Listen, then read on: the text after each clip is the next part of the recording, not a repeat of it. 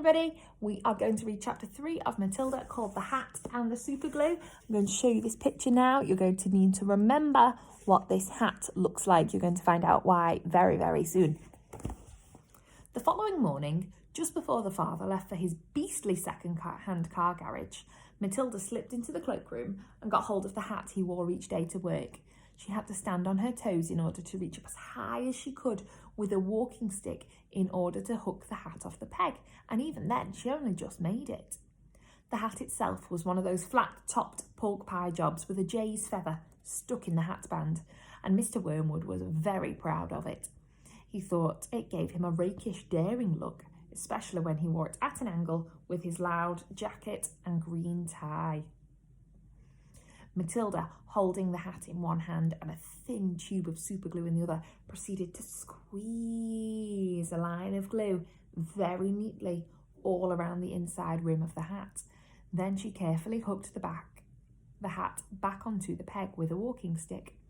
She timed this operation very carefully, applying the glue just as her father was getting up from the breakfast table. Mr. Wormwood didn't notice anything when he put the hat on, but when he arrived at the garage, he couldn't get it off. Now, superglue is very powerful stuff, so powerful it will take your skin off if you try and pull it too hard. Mr. Wormwood didn't want to be scalped, so he had to keep the hat on his head the whole day long, even when putting sawdust in gearboxes and fiddling the mileage of cars with his electric drill. In an effort to save face, which means not to look silly at all, so if you save face, he adopted a casual attitude, hoping that his staff would think he actually meant to keep his hat on all day, just for the fun of it, like gangsters do in the films. When he got home that evening, he still couldn't get the hat off. "Oh, don't be silly," said his wife. "Come here, I'll take it off for you."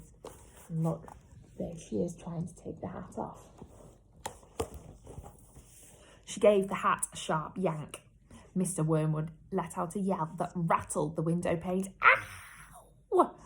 he screamed. "Don't do that! Let go! You'll take off the skin off my forehead!" Matilda, nestling in her usual chair, was watching this performance over the rim of her book with some interest. "What's the matter, Daddy?" she said. "Has your head suddenly swollen or something?" The father glared at his daughter with deep suspicion, but said nothing. How could he? Mrs. Wormwood said to him, "It must be superglue. It couldn't be anything else. That'll teach you to go playing around with nasty stuff like that. I expect you were trying to stick another feather in your hat." "Oh, I haven't touched the flaming stuff," Mr. Wormwood shouted. He turned around and looked again at Matilda, who looked back at him with large, brown, innocent eyes. Mrs. Wormwood said to him, "You should read the label on the tube before you start messing around with dangerous products. Always follow the instructions on the label." "What on earth are you talking about, you stupid witch?" Mr. Wormwood shouted. "Oh, he's not a very nice husband, is he?" Clutching the brim of his hat to stop anyone trying to pull it off. "Do you think I'm so stupid that I glue this thing on my head on purpose?" Not a very nice husband at all. Matilda said, "There's a boy down the road who got some superglue on his finger without knowing it, and he put his finger up his nose." Mr. Wormwood jumped. "What happened to him?" he spluttered. "Well, the finger got stuck inside his nose," Matilda said, "and he had to go around looking like that for a week. People kept saying to him, 'Stop picking your nose.' He couldn't do anything about it. He looked an awful fool." "Serve him right," Mrs. Wormwood said. "He shouldn't have put his finger up there in the first place. It's a nasty habit. If all children had superglue on their fingers, they'd soon stop doing it." Matilda said, "Well, grown-ups do it too, Mummy. I saw you doing it yesterday in the kitchen." "That's quite enough from you," Mrs. Wormwood said, turning pink. Mr. Wormwood had to keep his hat on all through supper in front of the television. He looked ridiculous, and he stayed silent. When he went up to bed, he tried again, but he couldn't get the thing off. His wife tried too, and it wouldn't budge. "How am I going to have my shower?" he demanded. That means he said it crossly. "How am I going to have my shower?" he demanded. "Well, you'll just have to do without it, won't you?" his wife told him, and later on, as she watched her skinny little husband skulking about the bedroom in his purple striped pyjamas with a pork pie stuck on top of his head, she thought how silly he truly looked. Hardly the kind of man a wife dreams about, she told herself. Mr. Wormwood discovered that the worst thing about having a permanent hat on his head was having to sleep in it. It was impossible to lie comfortably on the pillow.